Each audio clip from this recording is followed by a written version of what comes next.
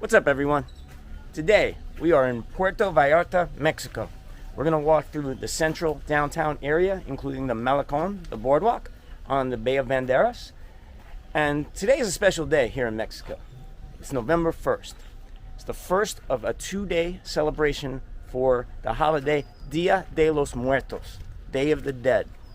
So we're starting our walking tour in a very appropriate location given the holiday. We are here at the cemetery, El Panteón de 5 de Diciembre, where we'll start our walk today through Puerto Vallarta.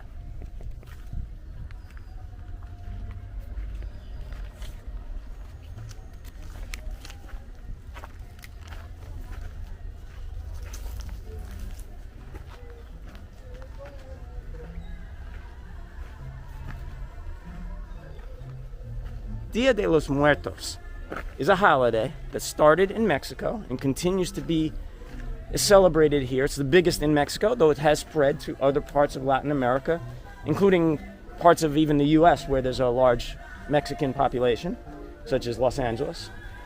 Its purpose is to pay respects to family members who have died. Some say it originated from the Aztecs. Others say it originated from the Spaniards who came here in the 16th century. And yet others say it's a 20th century invention. Most likely it's a hybrid between the three. And while it pays respects to the deceased, it's not all that serious.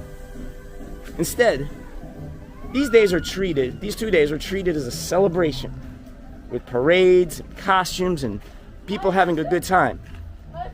Some even say that the dead come alive for these 2 days to join in the fun. So during our walk today, I expect we'll see some of the festivities around this on the Malecon in central Puerto Vallarta.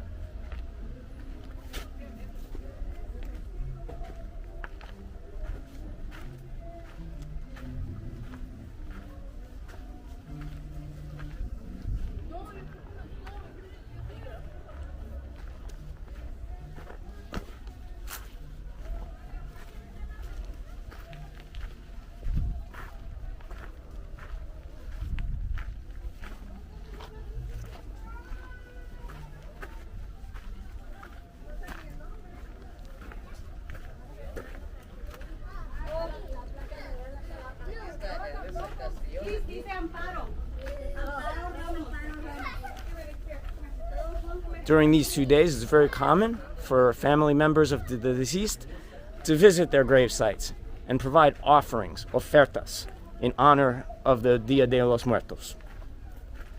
These can include skeletons and other relics.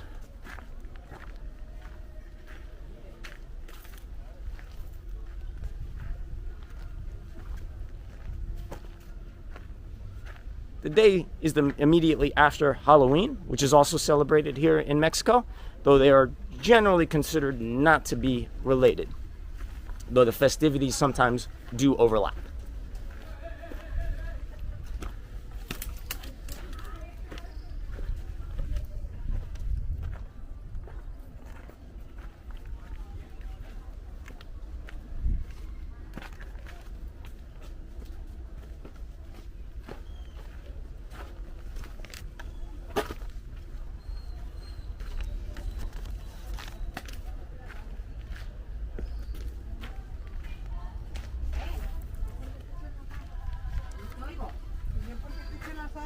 Porque me dijiste, nomás te da como dolorcito de estómago.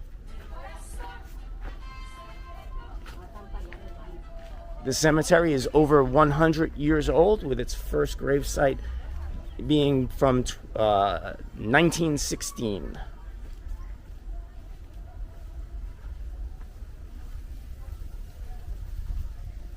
It's basically one city block with a high density of grave sites.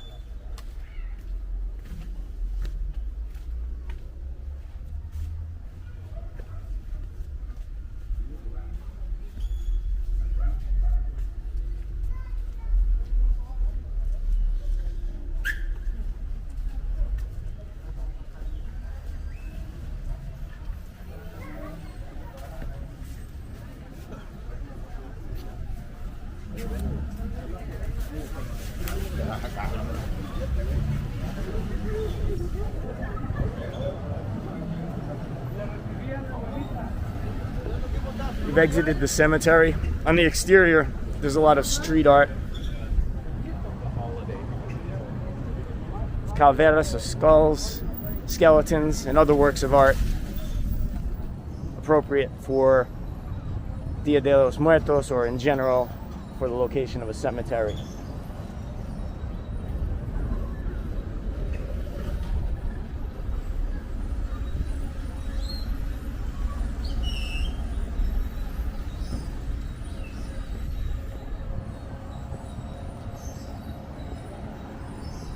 In this area, in the neighborhood, el barrio de 5 de Diciembre, it's cobblestone streets. We also have a market immediately across the street from the cemetery.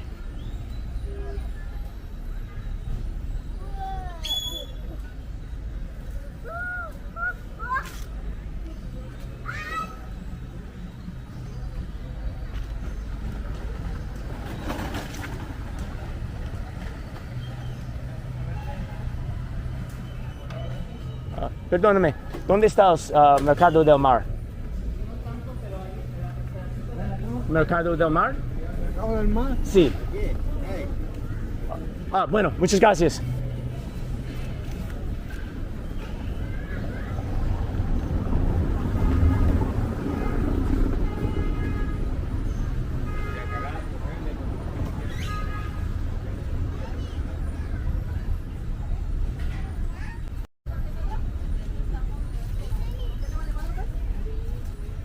We're entering Mercado del Mar, the largest fish market in Puerto Vallarta, immediately across the street from the cemetery in the same barrio de 5 de Diciembre.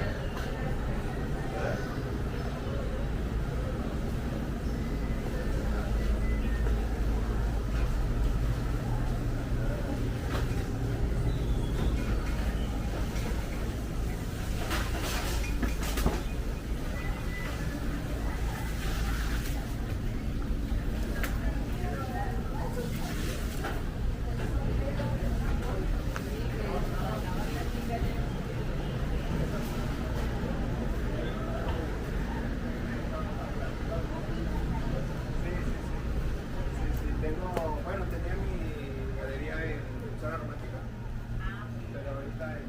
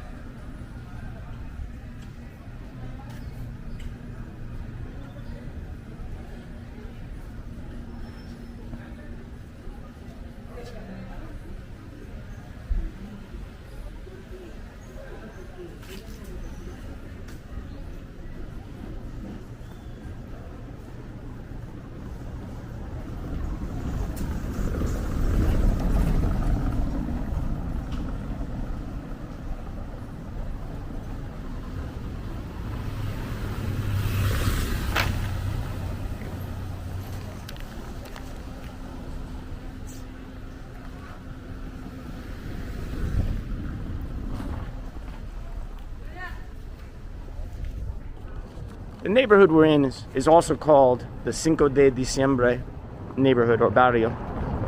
Cemetery, fish market, and where I am now are part of the same neighborhood. It's in the northern end of downtown Puerto Vallarta. But why December 5th? Why are so many things here? The cemetery, the fish market, and this neighborhood named for 5th of December. While the cemetery we saw opened in 1916, this neighborhood was named actually in December 5th, 1929. On that date, Puerto Vallarta Ejido was formed, after which land was offered to local farmers to lease. Not quite as dramatic as sometimes when you have these dates for names. Usually they're named for the date of a revolution or a war, a declaration taking place. But here it was a land sale that kind of helped kickstart the development of this city. Right now, we're walking on Avenida San Salvador. We're still a few blocks inland. Puerto Vallarta, of course, is known as being a coastal destination, very popular tourist beach destination, but we're in the kind of real part of it where the people live, several blocks inland. Probably about at this point maybe a half mile inland from the Bay of Banderas, which is connected to the Pacific Ocean. Maybe about 8 or 9 blocks left before we get to the Bay of Banderas. At that point, we'll make a left and walk along the Malecon, the most famous tourist spot, the basically central Puerto Vallarta.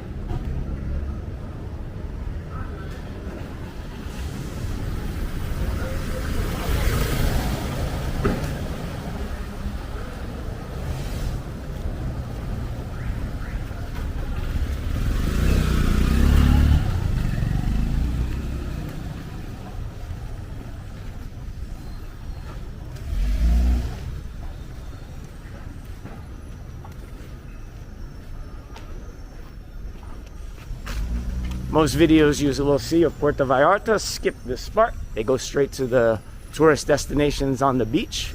And while we will get there eventually, we started off seeing where the people who work at those destinations, where they live. This is where the real people live here in Puerto Vallarta.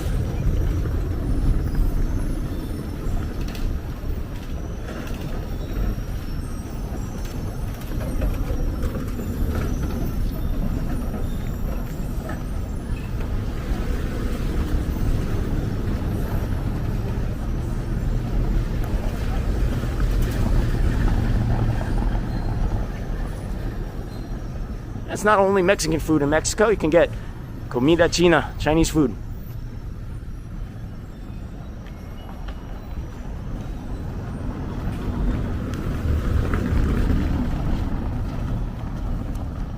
So before we get to the more famous Malecon district of Puerto Vallarta, let's talk a little bit about the city itself.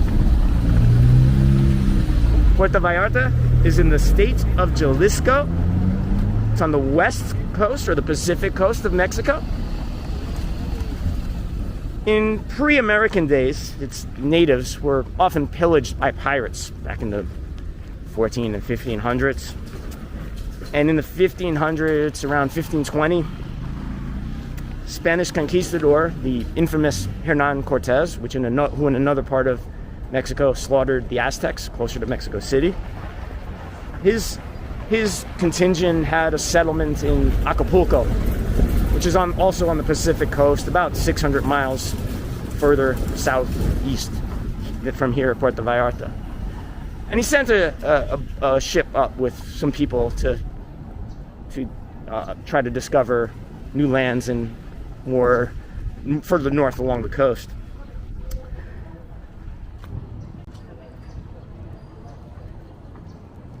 His first boat didn't do so well, and we'll talk about that a little more towards the end of the walk. But that's the initial kind of discovery by the Western world of this settlement. Well, we'll get back to that story. The next several hundred years, there's really not a lot known prior to the mid-1800s.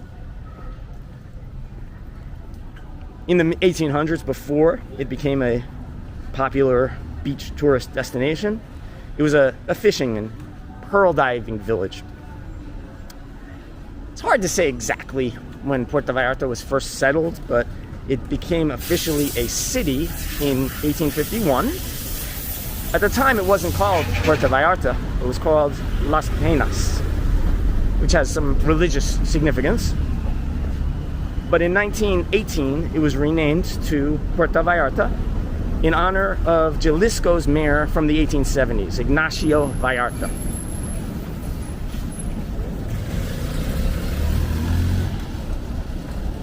Puerto Vallarta got its first airplane service in 1832. And then 1932. And in the 1940s, as its infrastructure modernized, it started to promote itself as a tourist destination, putting advertisements in magazines that were distributed in the United States. And it had an effect, because in the 1950s it became very popular with Americans.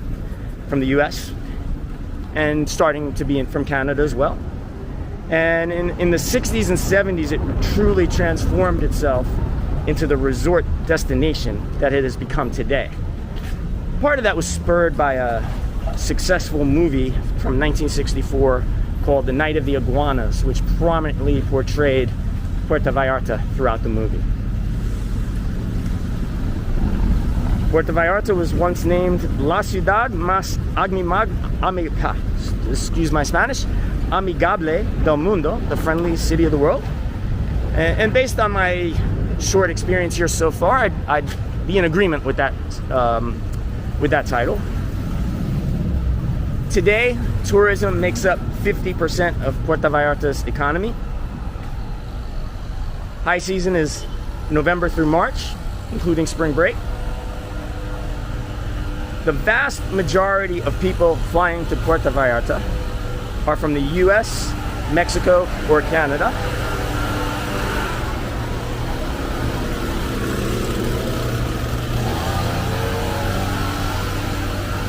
In fact, 98% come from those three countries.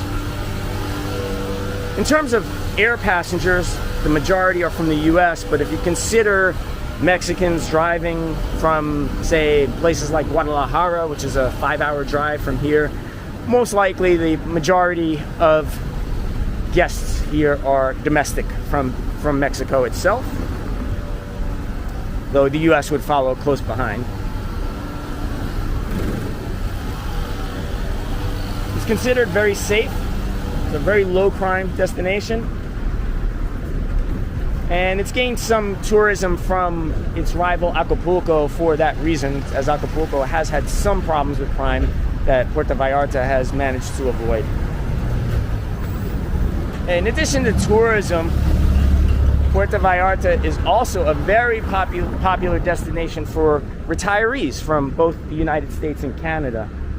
You can find an agreeable, warm climate along with more affordable cost of living than they would find in most places in the US or Canada. So before we get to the boardwalk, here's a little trivia. Which airport accounts for the most passengers to Puerto Vallarta? A, Guadalajara, Mexico. B, Los Angeles. C, Mexico City. Or D, JFK, New York.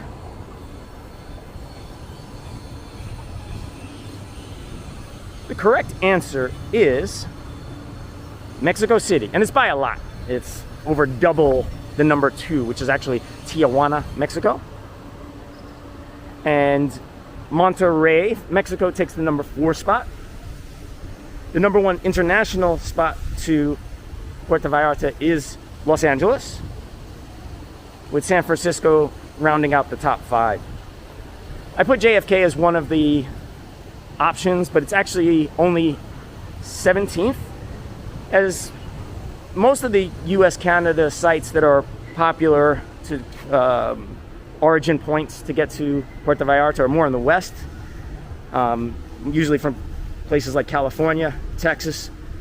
Meanwhile, Northeasterners tend to go more to the Caribbean and Florida when they're seeking a warm weather beach destination. By the way, do you like these questions? Tell me in the comments. In fact, tell me anything in the comments. I need some subscribers here. Come on, interact in this video. Help a brother out, come on. So we have reached the beach. The Bay of Banderas, or the Pacific Ocean. Okay, nice view as we turn left to start walking along the Malecon.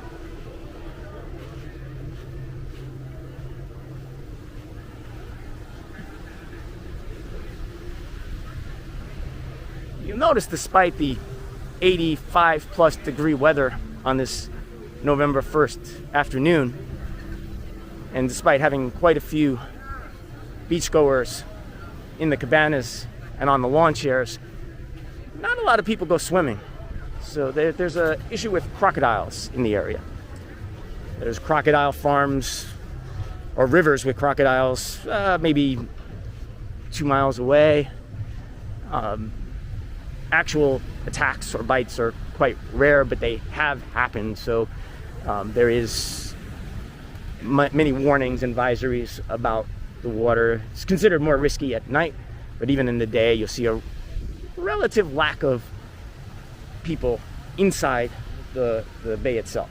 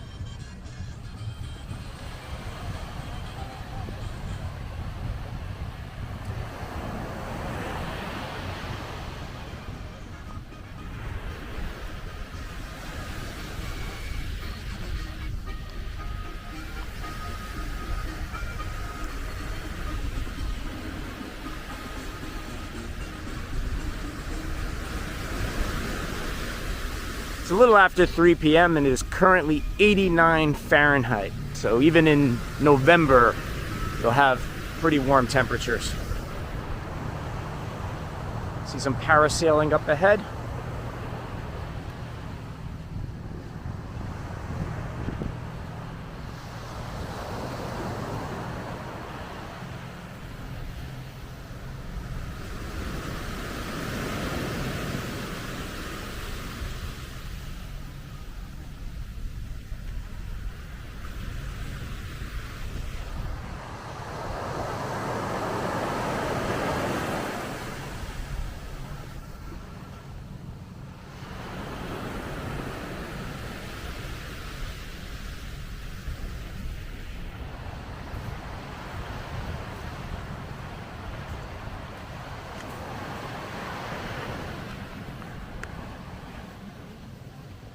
We're currently on Camarones Beach. It's on Honduras and Paraguay. It's considered the city's most popular beach. Today's a Wednesday, by the way, so it's not a weekend, but probably significantly more crowded on a weekend.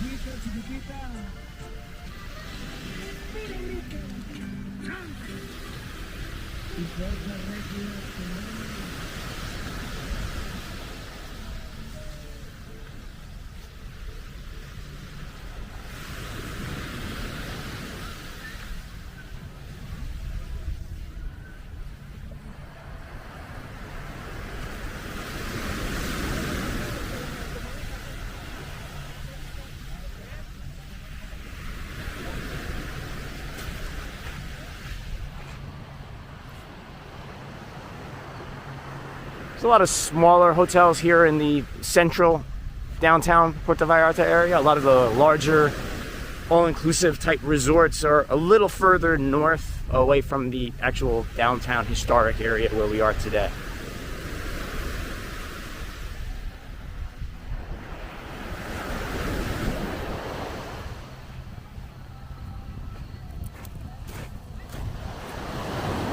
Of course, you can rent jet skis and other aquatic activities here on the beach.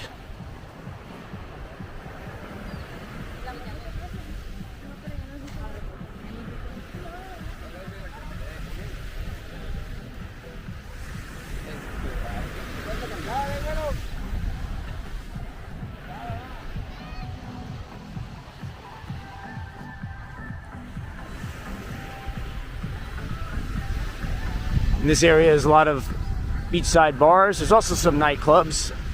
in the central area near the Malecon, probably more up ahead.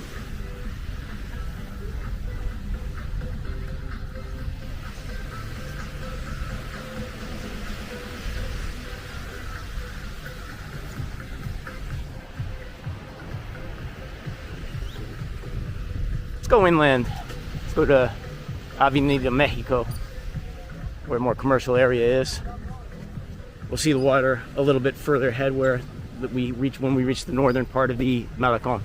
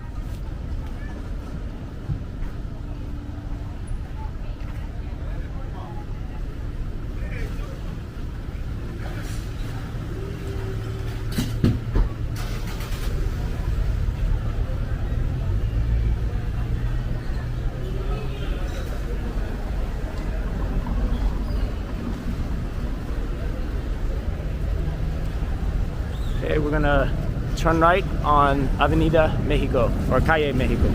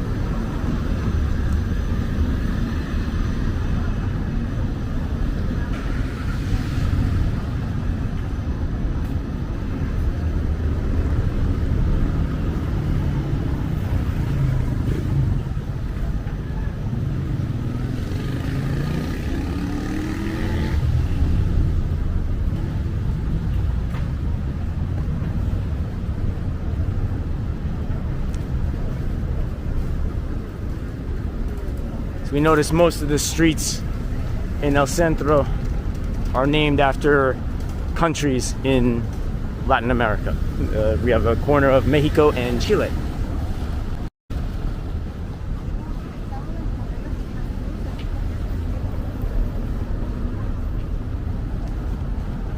We're just north of the Malecon where it starts.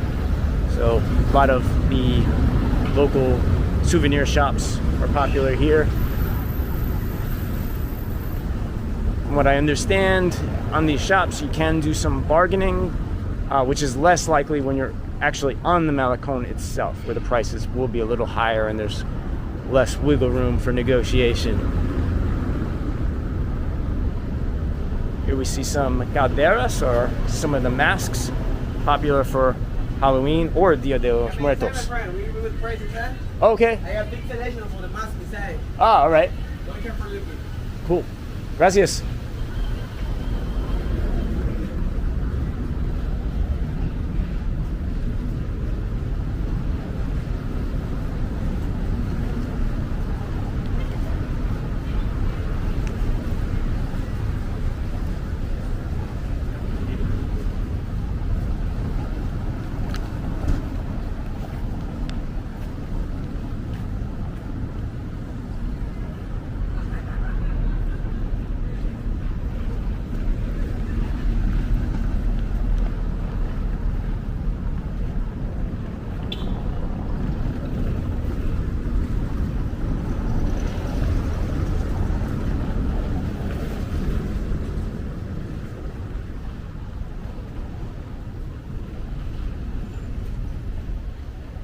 We're currently in Plaza Hidalgo.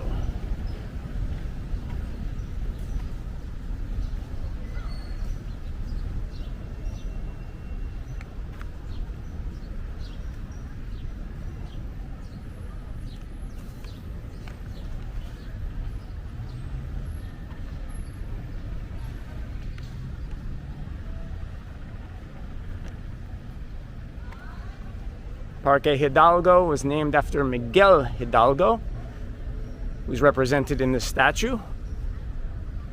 Hidalgo was a leader in the Mexican War of Independence.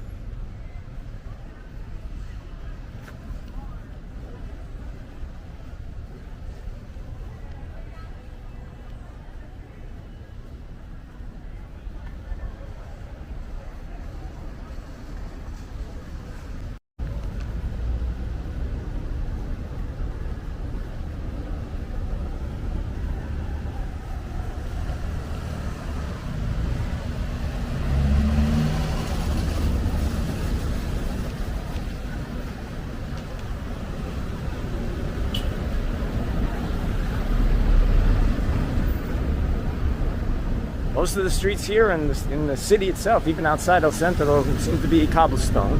So very historic.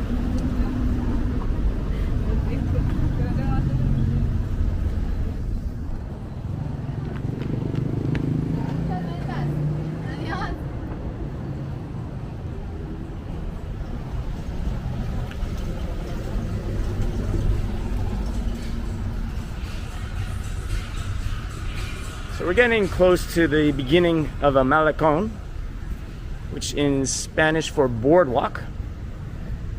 It's approximately 1 kilometer or 0.6 miles, though you could maybe say it's about 1.5 miles if we include the continuation of it that occurs south of Rio Cual.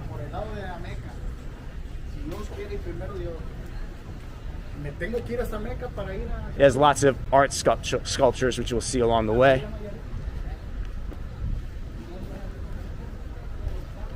And some other temporary works of art for the Dia de los Muertos, such as the one up ahead. There will be a big parade here tomorrow night to celebrate the Dia de los Muertos 2-day holiday.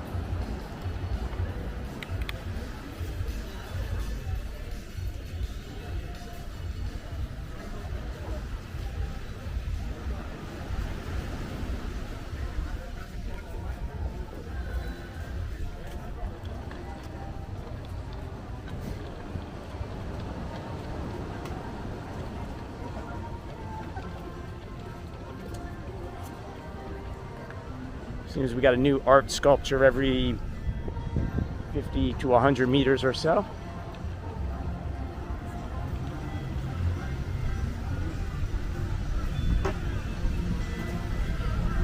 At this point, it's eatery and bar one after another along El Malecon.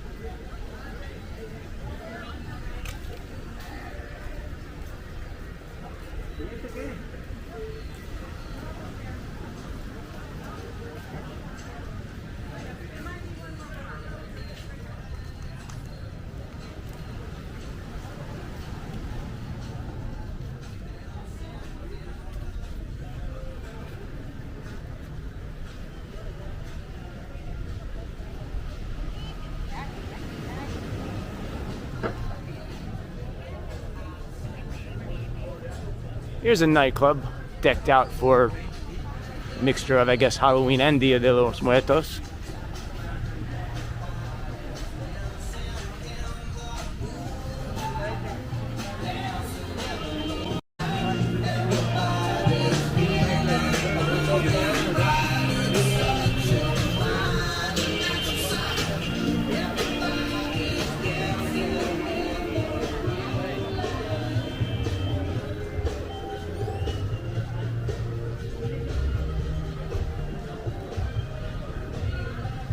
Probably the best sculpture I've seen so far. This one has multiple sculptures at one site.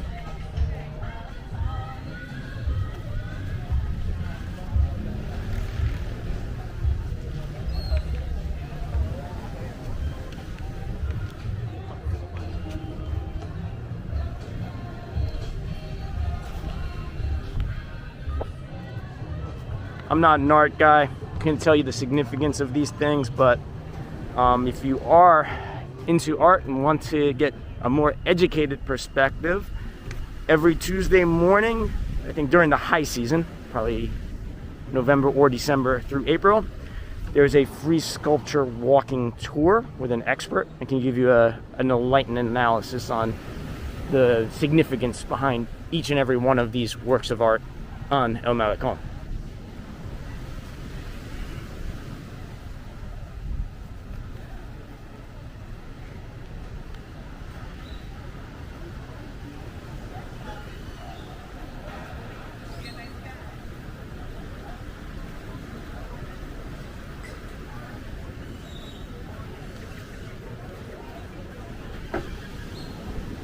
This is kind of cool. Someone at the base of a ladder looking up for two people that have climbed up the ladder. The Search for a Reason, En Busca de la Razón, by the artist Sergio Bustamante.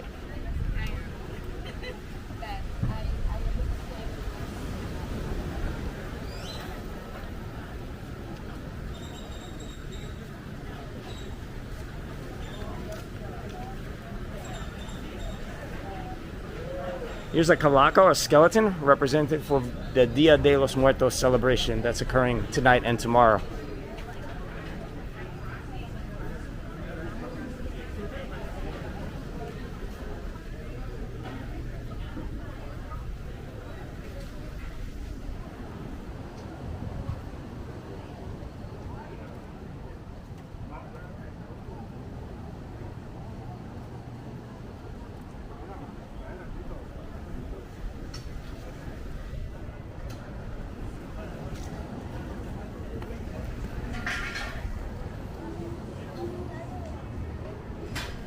Whoa.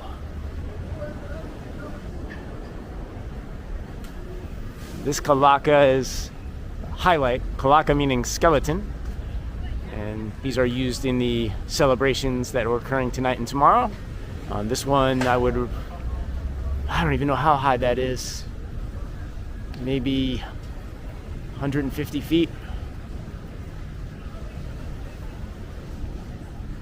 They're setting up a lot of the exhibits that'll be used during the parade tomorrow.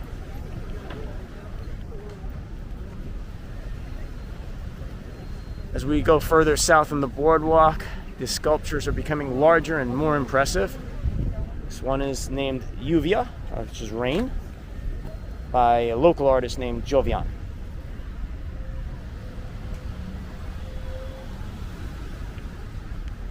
And this appears to be the staging area for many of the floats, the calacas and calveras that will be used in tomorrow's parade. We see here some of the skeleton, the calveras.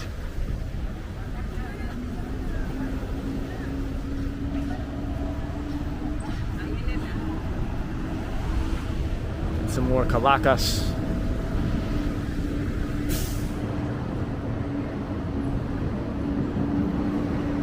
I think these may also be called Katrinas, which are specifically female skeletons.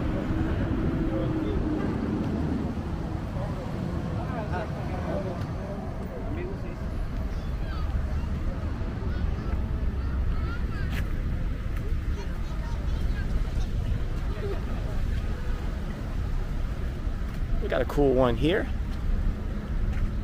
representing some of the North American countries.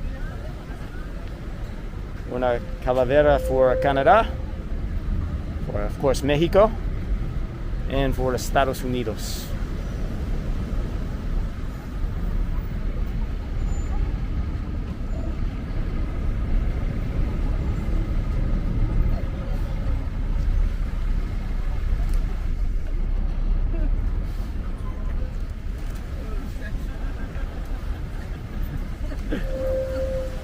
Yes, it's alive.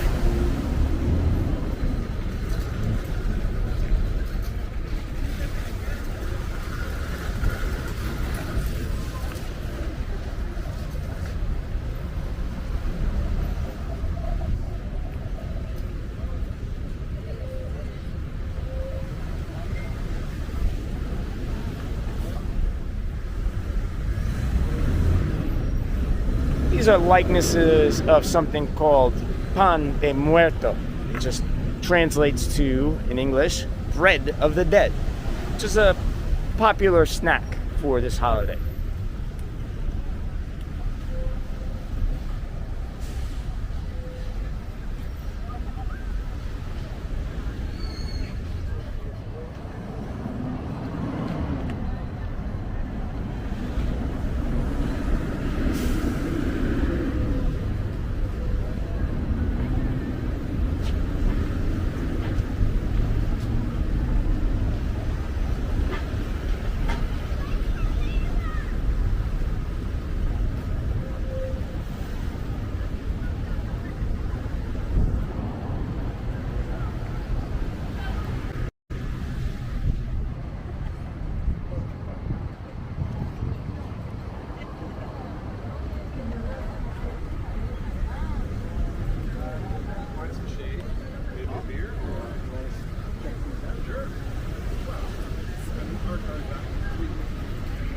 Apparently a hotel-sponsored caldera or colaca.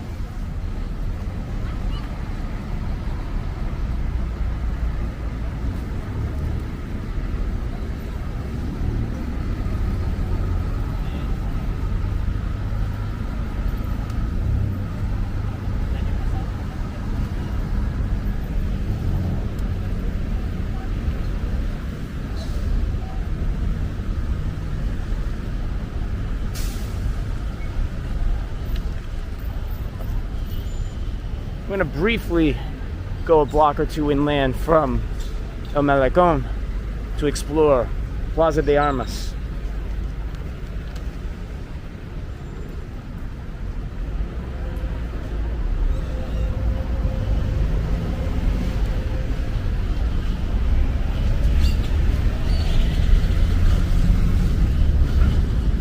Plaza de Armas, which is sometimes also called El Zocalo, or the main square, is adjacent to City Hall.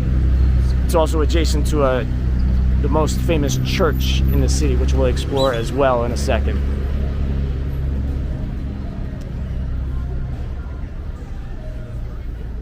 My understanding is in the evenings on the weekends there is musical entertainment in this plaza.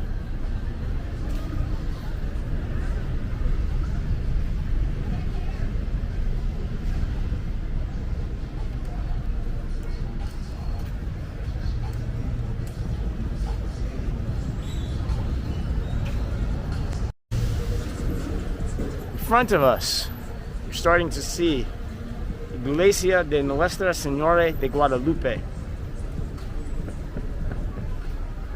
This church was built in the 1930s.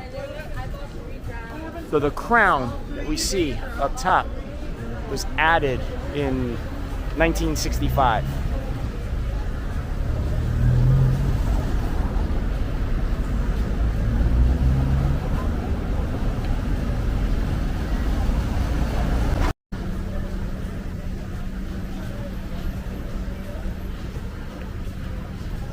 The church was named for Virgin Mary, who was said to have communicated via an apparition on December 12th, very specific date, December 12th of 1531, with an indigenous Mexican man named Juan Diego. And this catapulted into establishing Catholicism in Mexico. That date, December 12th, is celebrated annually with fireworks here.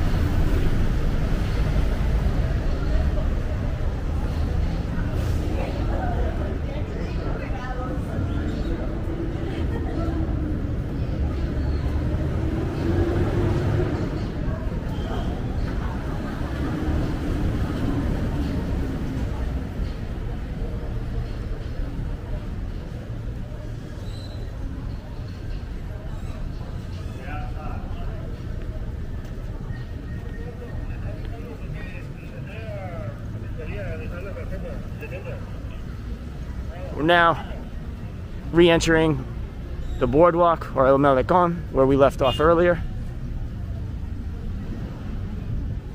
And we're approaching the amphitheater known for Los Arcos, the four stone arches.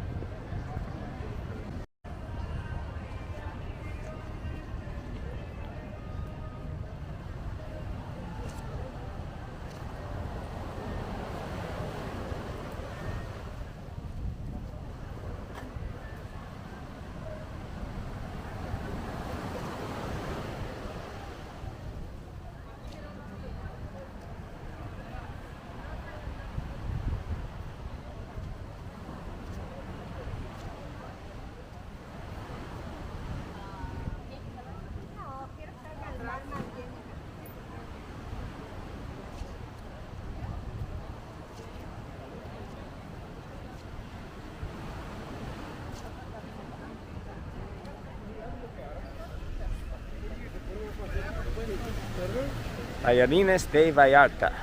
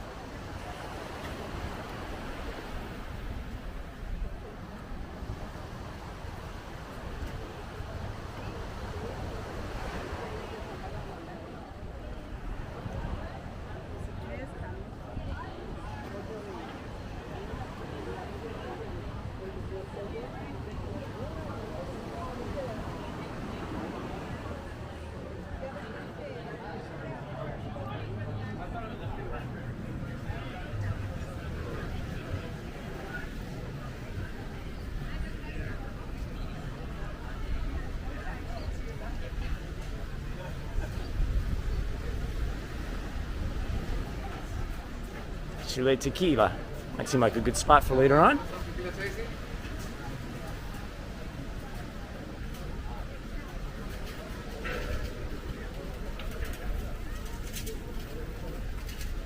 Mexico, of course, well known for its tequila as well as its margaritas and mezcal. Mezcal, popular drink. Probably less known by foreigners, but very popular for Mexicans in Mexico.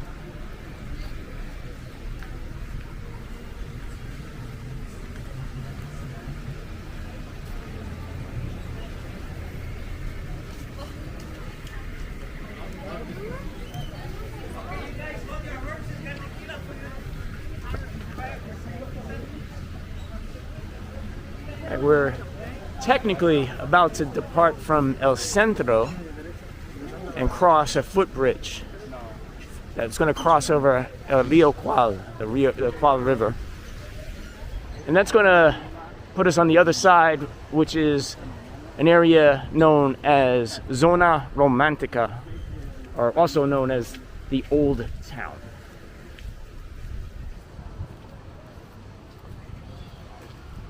Though it's been said that in reality, El Centro was probably built a little bit before the Old Town. But nonetheless, both areas go back quite a ways.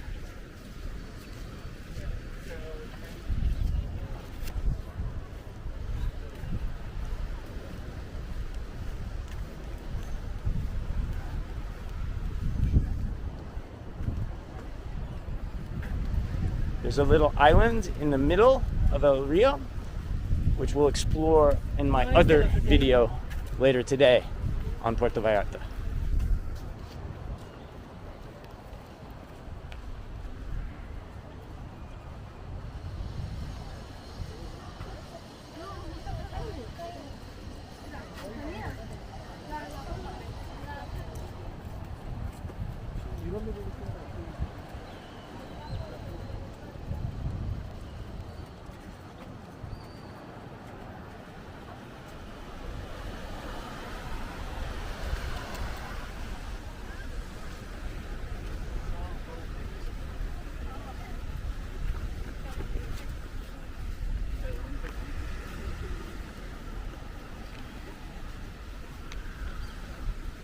La luna está...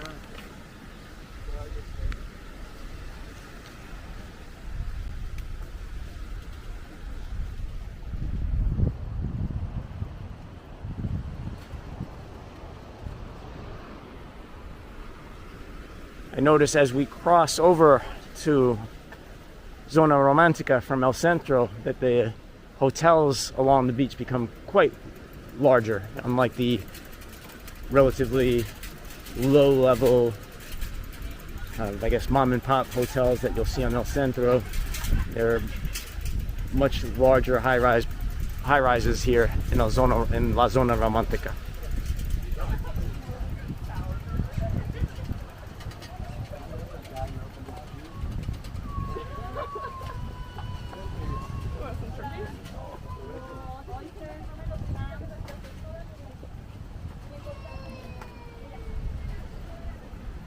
So technically, I think we are no longer on El Malecon.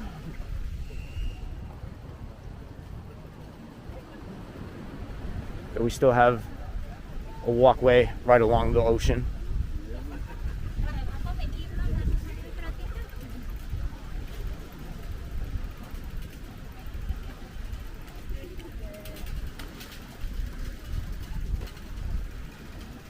It turns out that some of these high-rises are private residences and not hotels.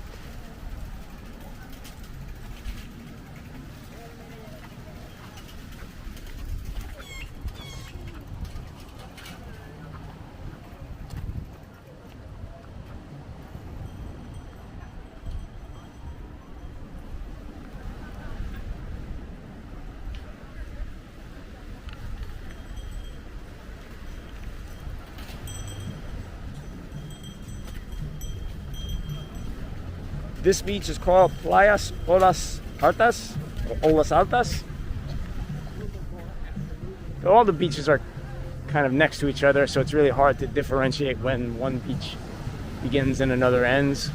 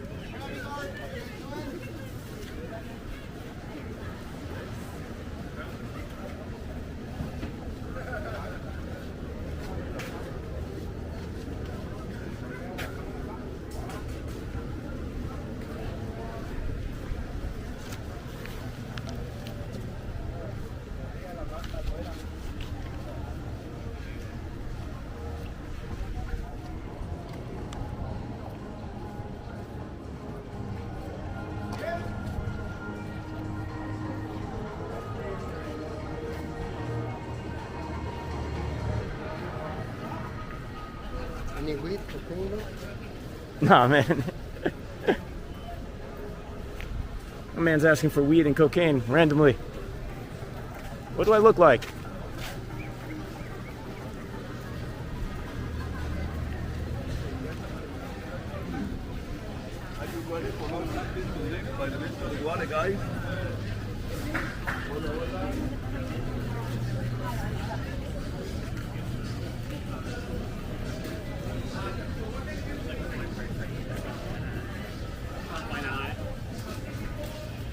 Cool looking dog up ahead. I was even going to tell you the story for that. Like all factories and El Malecon. okay.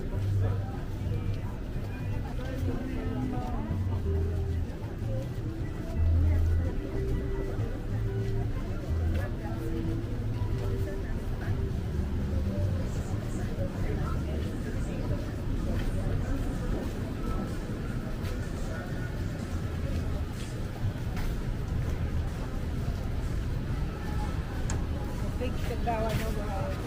Over there, there's a old Mexico, old town now, we can catch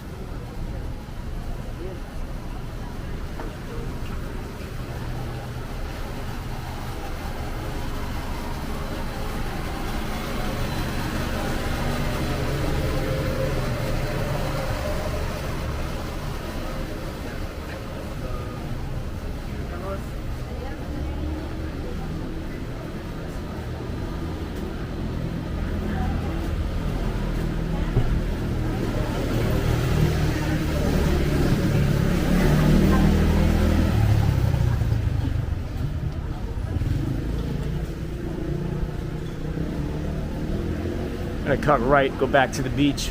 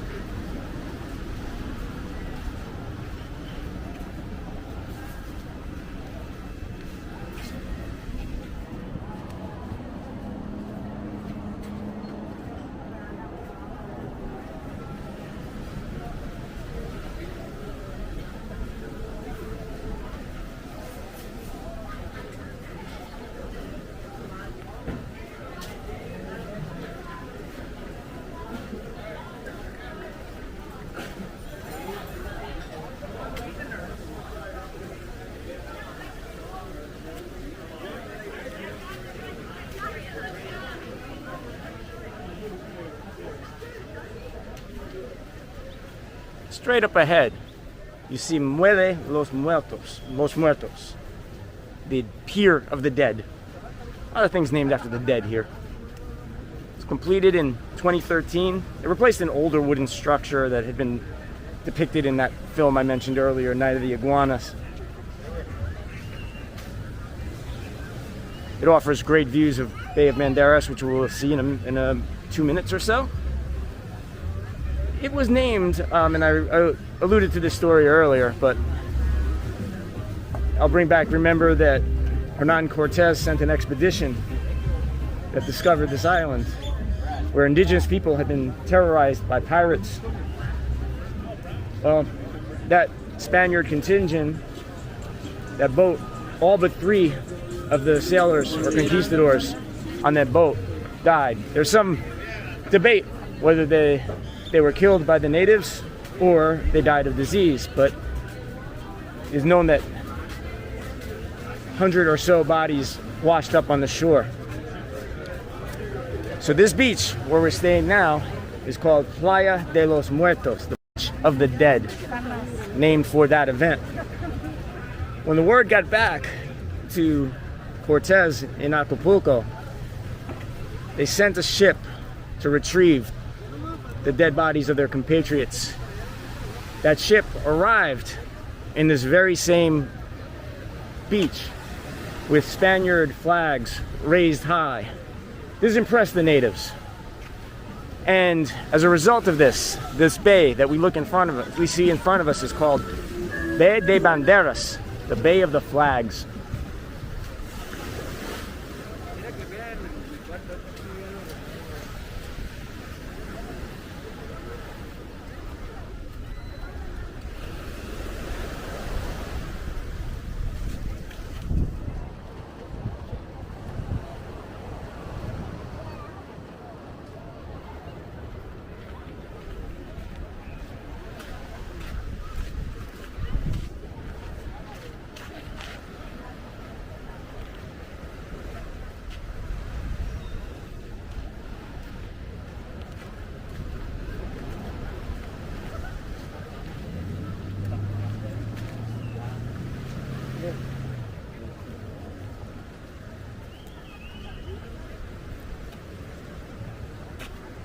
You zoom ahead, you can see in the distance the Marina Vallarta, where cruise ships will park for passengers to take their stops in the city of Puerto Vallarta.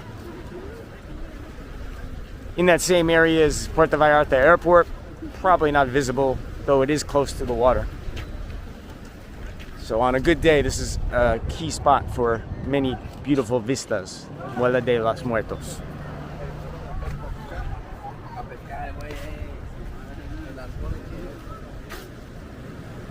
Well, this concludes our first walk of Central Puerto Vallarta. Join me again as I do another video specifically for Zona Romantica and the streets inland. But this is our Malecon walk. Happy Dia de los Muertos. I'm the Urban Walker. Please like, please comment, please subscribe. Until next time, see ya.